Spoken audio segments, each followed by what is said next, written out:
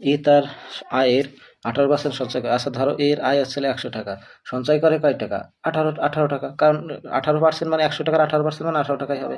এবং তার আয় 41% বৃদ্ধি পেলে, এই যে আয় এখানে যে ইনকাম, যে আয়টা ছিল 100 টাকা, এখন সেটা কত হয়ে যাবে? 141, কারণ 100 টাকার উপর সব কিছু পরিবর্তন হয়। 41% বৃদ্ধি পাওয়া মানে কত হবে? 141 টাকা হয়ে যাবে। এবার তাহলে এখনকার তারপরে এখন সঞ্চয় করেন ওই একই পরিমাণ, ঠিক আছে? একই পরিমাণ মানে কি? এই 18 টাকায় উনি সঞ্চয় করেন, আয় 41 টাকা বৃদ্ধি পেয়েছে, তাতে কি হয়েছে? তাহলে এবার বলেছে তার ব্যয় শতকরা কত? আচ্ছা একটা জিনিস দেখো, আয় যদি 100 টাকা হয়, সঞ্চয় যদি 18 টাকা হয়, তাহলে এখানে প্রথমে তার ব্যয় হতো কত বলো? তোমরা বলবে কত? তাহলে 20 বাদ দিলে 88, 82, কত থাকে এখানে? 82 টাকা। আগে কত টাকা ব্যয় হতো? 82 টাকা। ঠিক আছে, এখন কয় টাকা ব্যয় হয় দেখো তো।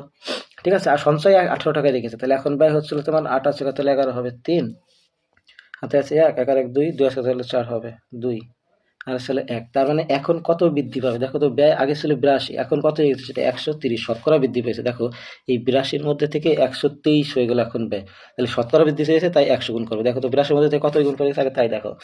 2 আছে কত হলে 3 হবে 1, আর 8 আছে কত হলে 12 হবে 4, তাহলে 41 বৃদ্ধি পেয়েছে। তাহলে শতকরা কত বৃদ্ধি পেয়েছে বুঝতে পারলে? এই দেখো 82 ছিল, সেটা এখন ব্যয় 123 হয়ে গেছে, তাহলে শতকরা বৃদ্ধি কত? এটা কাটলে 82 দ্বিগুণী কত?